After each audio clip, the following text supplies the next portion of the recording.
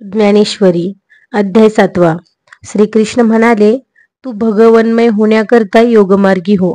असे मी तुला सांगितले तेव्हा मी कोण आहे ते तुला आता सांगतो. म्हणजे तळहातातले रत्न जसे आपणाला सर्व बाजूंनी नीट पाहता येते, तसे तुला माझे यथासांग ज्ञान होईल. तेवढ्यासाठीच मी तुला ज्ञान विज्ञान याविषयी सर्व सांगतो.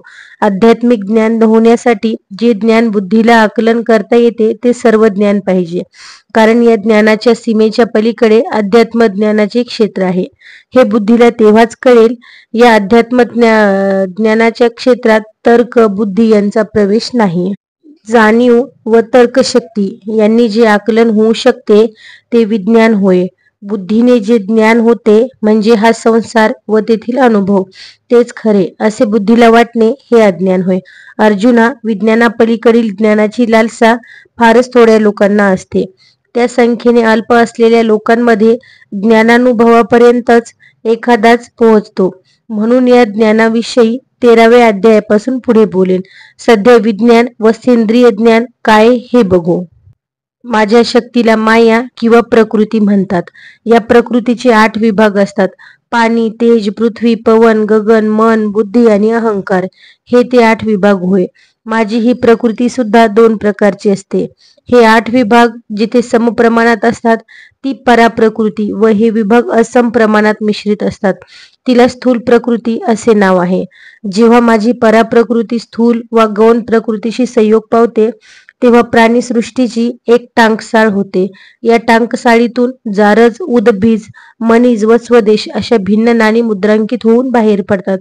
प्रत्येक नाणे मूलतः एकतत्वी असते, पण त्याची किंमत भिन्न भिन्न मानली जाते. या नाण्यांचे 84 लक्ष उपप्रकार असतात. हा विशाल विस्तार मापता येत नाही. यांचा हिशोब प्रकृतीच जाणे. प्रकृतीच ही टांकसाळ चालविते आणि प्रलयांती ही प्रकृती सर्व नाण्यांना आटवून टाकते.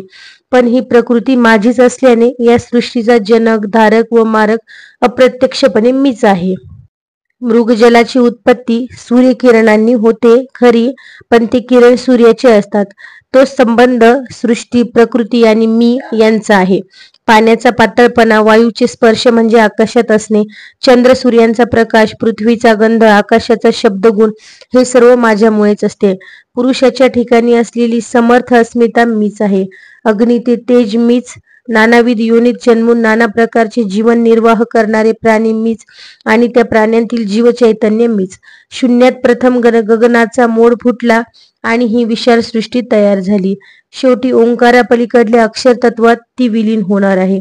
उत्पत्ती वा विलय या मधल्या स्थितीत जे विश्वाकारासारखे दिसते आणि आधी कसे दिसत होते व ते नंतर कसे दिसणार ते जे कोणासच कळत नाही ते विश्वबीज अक्षर तत्व मीच होय. जे आता मी तुला सांगत आहे ते बुद्धीने नीट समजून घे, म्हणजे ते तुला उपयोगी पडेल. बलवानांची शक्ती आणि शहाण्यांची बुद्धिमत्ता मीच आहे. धर्म व नीती नियमांना धरून असेल ती कामभावना मीच असतो. या तिन्हीच्यामुळे ही सृष्टीची वेल पसरत असते. थोडक्यात जे जे सजीव निर्जीव तुला आढळेल ते सर्व मीच आहे. रजतमादी गुण माझ्यापासूनच निघाले आहेत, म्हणून त्यांचेही बळ माझ्यामुळेच आहे. पण त्या गुणामध्ये मी नसतो. बीजाचे झाड झाले तरी त्या झाडाच्या लाकडात बी नसते. ही पंचमहाभूते एकातून एक निघतात, पण क्रमाने दुसऱ्यात पहिल्या व तिसऱ्यात दुसरा नसतो. बघ, तेजात गगन नसते, जलात तेज नसते. अरे, विस्तवातून धूर निघतो, पण धुरामध्ये विस्तव असतो का? त्याप्रमाणे मजपासून विश्व निघाले असले तरी विश्वामध्ये मी नसतो. म्हणजे विश्व जाणले तरी माझे ज्ञान होते असे नाही. उलट माझ्यातून निघालेले विश्वच माझे खरे ज्ञान होऊ देत नाही. शेवाळे पाण्याला झाकते, ढग सूर्याला झाकतात, डोळेच मोतीबिंदू तयार करतात आणि तोच मोतीबिंदू डोळ्यांना पाहू देत नाही. त्याप्रमाणे मी व मला जाणू इच्छिणारे यांच्यामध्ये ही प्रकृतीच एक पडदा होते. या मायेमुळे जीवदशेत आलेला माझा अंश शिवरूप होऊ शकत नाही.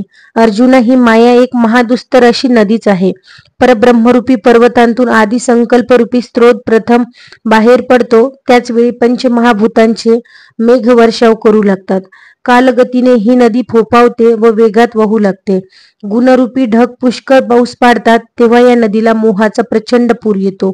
तीरावरची यम नियमादी नगर वाहून जातात. तीत मत्सराचे डोह होतात, द्वेषाचे भोवरे जोरात येतात आणि भ्रमाचे वळसे घेत ही नदी वेगाने वाहत असते. हिच्या वाहत्या प्रवाहातून कर्म अकर्म वगैरे निरर्थक बडबडीचा धोधो असा आवाज येत असतो. हिच्यात रती बेटे तयार होतात आणि त्यावर कामांच्या लाटा आदळत असतात. मग प्राणी समूहांचा फेसच फेस होतो. हिच्यात दिवस रात्रीचे लोंढे येत असतात. पुनरावृत्तीचा काळ आला की ही नदी श्रेष्ठ अशा ब्रह्मदेवाच्या सत्यलोकालाही वाहून नेते. अजूनही या नदीचा हा प्रवाह असाच वाहत आहे. ही माया नदी पार करणे फार अवघड आहे. तथापि लोक प्रयत्न करीत असतातच, पण त्यांना ते साधतेच असे नाही. ज्ञानबलाने पोहू पाहणारे गर्वाच्या डोहात बुडतात. विद्येची सांगड बरोबर घेणारे अहंकाराच्या ओझ्याने बुडतात. यज्ञांचे सहाय्य घेणारे स्वर्गसुखाच्या कपारीस सापडतात. कर्ममार्गी नियम पालन वगैरेच्या भोवऱ्यात गटांगळ्या खातात. एखादा कोणी मात्र वैराग्याच्या नावेत बसून हिच्या तळापर्यंत पोहोचणाऱ्या लांब विवेकरूपी काठीने त्या नावेला ढकलत ढकलत पैलधरी गाठतो. असा पुरुष दुर्मिळच. पथ्य न पाळणारा रोगाला किंवा सज्जन पुरुष दुर्जनांच्या वाकड्या बुद्धीला दूर करू शकणार नाही अथवा मुंगी मेरू पर्वत पार करणार नाही. त्याप्रमाणे ही माया नदी केवळ स्वतःच्या भरवशाने पार करता येत नाही. जे कोणी पुरुष मला शरण येतात ते ही नदी तरून जातात, कारण त्यांना सर्वत्र मी दिसत असल्याने ही माया नदी नदीच्या रूपात जाणवतच नाही. काही जण सद्गुरूंचा कासोटा धरून तर काही जण आत्मनिवेदनाचा तराफा अंतर्मुखतेच्या बाहूंनी वल्हवत पैरतीराला नेतात, पण असे पुरुष अगदीच कमी असतात. याचे कारण म्हणजे बहुतेक सर्व पुरुषांना अहंकाराच्या भूताने पछाडलेले असते, म्हणून ते आत्मतत्वाला विसरतात, अनिर्बंध जीवन जगत असतात. त्यांचे आचरण धर्मनियमाच्या विरुद्ध असते. काहीतरी आत्मकल्याण साधावे यासाठी मानवी देह लाभला असावा याचे त्यांना भान नसते. जीवनाच्या शेवटी येणाऱ्या अधोगतीचा विचार त्यांच्या चित्ताला स्पर्शही करीत नाही. त्यांना आपल्या इंद्रियाच्या मागण्या पुऱ्या करण्यातच आनंद वाटतो. यामुळे पुढील काळी आपणाला दुःखाचे हल्ले सहन करावे लागतील हे त्यांना उमजत नाही. माया मोह अज्ञान यांचे हे ते अहंकारी पुरुष ग्रास झालेले असतात. या उलट त्यांना आत्मकल्याण प्रिय वाटते. ते पुण्यवान पुरुष मला श्रेष्ठ मानून माझ्यावरच प्रेम करतात, मला ते भजत असतात. एखादा कोणी माझ्यावर निरपेक्ष प्रेम करतो. एखाद्याला मोक्षाची इच्छा असते.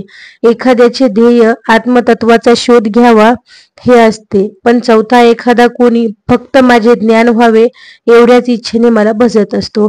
काही न करणे हेच त्याचे भजन असते. त्याच्यासह जगात सर्वत्र जो मलाच पाहत असतो तो भजनाची कार्य म्हणून निराळे काय करणार असे असले तरी त्याच्या चित्तातला समभाव त्याची माझ्या ठिकाणी भक्ती ठेवतोच. त्याची ही विचित्र अवस्था शब्दांनी सांगता येत नाही. वरवर जरी तो सामान्य भक्तासारखा दिसला तरी तो असाधारण असतो. काचेचा स्वच्छ तुकडा आणि स्फटिक सारखे नसून सुद्धा सामान्य लोकांना सारखीच वाटतात ना.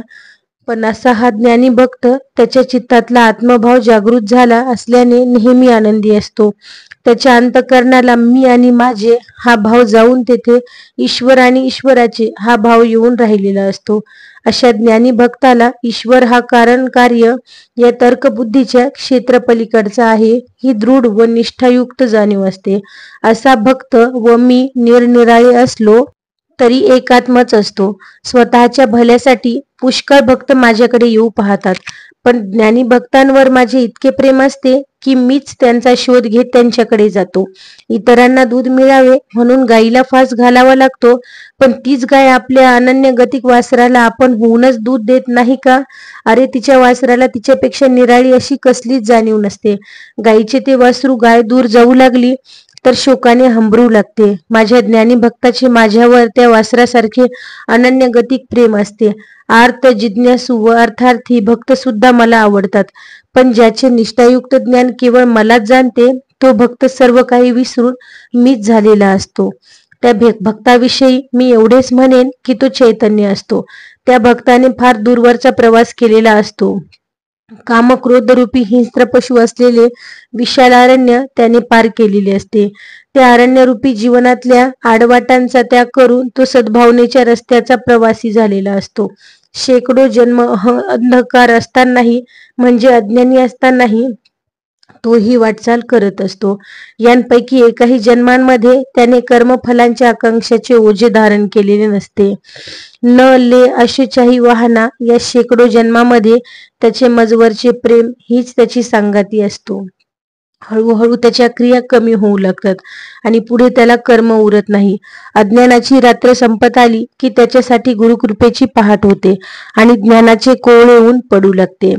त्या प्रकाशाने त्याला साम्य भावाचा साठा दिसतो. तो साठा आपलासा करून तो ज्ञानी धनाढ्य होतो. मग तो जिकडे जाईल, जे त्याला दिसेल, ऐकू येईल, ते सर्व त्याला भगवंतमय आहे असे जाणवते. इतकेच काय, अरे त्याच्या चित्तातला सर्व वासुदेव आहे हा भाव ओसंडून वाहतो. पण असा महात्मा ज्ञानी भक्त दुर्लभच. आशेपोटी माझी भक्ती करणारे पुष्कळ असतात. ती आशा त्यांच्या चित्तातले माझे ज्ञानतेज विझवून टाकते, म्हणून त्यांची चित्ते अंधारात वावरतात. मग ते निरनिराळ्या आशांच्या पूर्तीसाठी निरनिराळ्या देवतांची पूजा व अर्चना करतात. हे अर्चना विधी व मार्ग मोठे अलंकृत असतात. या सोपस्कारांचे कौतुकच वाटते.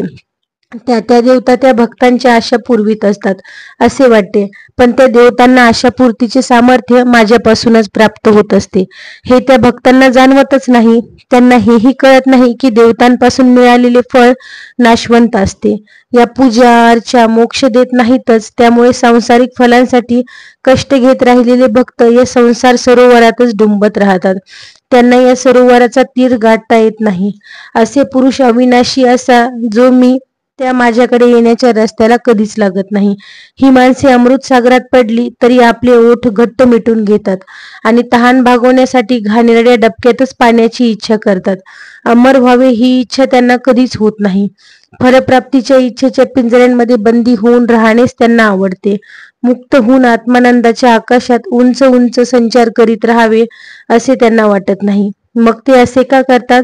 तथापि जरा विचार केला की ध्यानी येते की हे पुरुष माझ्याच मायेमुळे आंधळे झाले असतात. मग ज्ञानाचा तीव्र प्रकाश पडला तरी त्यांना काय दिसणार? मी भगवंत सर्वत्र सदा असतो व माझ्याशिवाय कुठेच काहीही नाही. जे जे आहे त्याचा जन्म, त्याचे असणे व त्याचा पुढे नाश होणे हे सर्व माझ्यामुळे व माझ्यातच होत असते. पण हे सत्य त्या अंधांना उमजत नाही आणि जन्म मरण इत्यादींचा ते सत्य मानित राहतात. त्याचेही कारण आहे, पुरुषाला देह लाभला की अलंकाराचे त्या देहलतेवर प्रेम बसते. त्यांच्या संबंधातून इच्छा मुलीचा जन्म होतो. वाढत्या वयाने ही काम तारुण्यास शिरते. या अवस्थेत ती द्वेषभावाशी संबंध ठेवते. त्याचा मोहपुत्र होतो. मूळचा अहंकार या मोहनात्वाचे खूप लाड करतो. आशारूपी दाई त्याला दूध पाजायला असते. हा वयात आला की असंतुष्टतेचे मदिरापान करू लागतो. त्याचे व दुष्कृती यांचे जमते. ती दोघे विषयांच्या शेजघरात नित्य रममाण होत राहतात. या मोहाने आपला त्याग करू नये म्हणून ही स्त्री सुकृत्यांचे रस्ते काटे पसरून ठेवून बंद करते. या सर्वांचा परिणाम म्हणजे तो अहंकार टाकू न शकलेला पुरुष दुःखरूपी वृक्षांच्या घनदाट अरण्यातून आपली सुटका कधीच करून घेत नाही. तथापि काही लोक अहंकार व मोह यांपासून दूर राहू शकतात. ते भेदभावनेच्या काट्यांना तुडवू शकतात. आपल्या बुद्धीला एकनिष्ठ ठेवून गैराचरणांच्या मोहविणाऱ्या जंगलातून आपली सुटका करून घेऊ शकतात. त्यांची सत्कृत्ये त्यांना सहाय्यकारी होतात. म्हणून कामक्रोध हे वाटणारे त्यांच्यावर हल्ले करत नाहीत. त्यामुळे हे लोक मला येऊन मिळतात, मोक्ष मिळावा असे त्यांचे निष्ठायुक्त ध्येय असते. त्या ध्येयासाठी ते नित्य कष्ट घेत राहतात. त्यांच्या या कष्ट उद्योगाला मीच भांडवल पुरवीत असतो. ते क्रमाक्रमाने शांत व समाधानी होत जातात. शरीर सुखे त्यांना आवडेनाशी होतात आणि त्यांचे मनोविकार नष्ट पाहू लागतात. शेवटी त्यांना आत्मलाभ होऊन ते मोक्ष गाठतात. त्यांनी अवलंबिलेले ज्ञानसाधन पुढील प्रमाणे असते. मी जो अधिभूत त्यांच्यात असतो त्या मला त्या दृढपणे प्रथम घट्ट धरून ठेवतात. त्यांच्यानंतर ते तेथील देवपदाला पोहोचतात आणि शेवटी ते अधियज्ञ म्हणजेच परमेश्वर या उच्च ठिकाणी पोहोचतात. या लोकांना मृत्यूचा क्षण जवळ आला तरी आपण काहीतरी सोडून जात आहोत असे वाटत नाही. त्यांचे चित्त नेहमीच माझ्यावर जडलेले असते.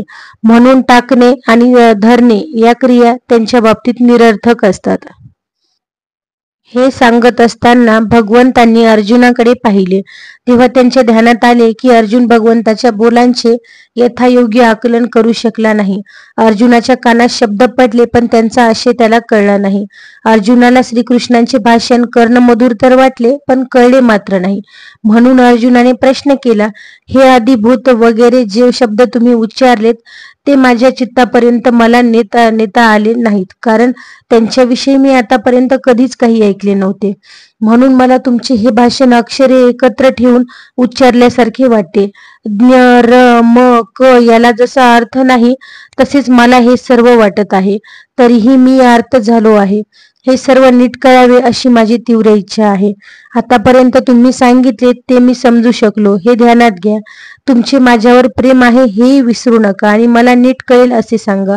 अर्जुनाच्या या विनंतीला भगवंत मान देणार आहेत. त्यांचे बोल संजय प्रेमाने सांगणार आहे. ते मी ज्ञानदेव अति सोपे करून तुम्हाला सांगणार आहे. माझ्या शब्दाचे सौंदर्य व तेज तुमच्या मनोबुद्धीला जिंकतील. मालतीचे फूल आपल्या शुभ्रपणाने डोळ्यांना आनंद देते आणि सुगंधाने नाकालाही समाधान देते. त्याचप्रमाणे जेथे पोहोचण्याआधीच इतरांची वाणी मौन होते, तेथे मी निवृत्तीनाथांचा दास ज्ञानदेव आपल्या शब्दांनी तुम्हाला नेणार आहे. ते माझे सुंदर भाषण आता ऐका.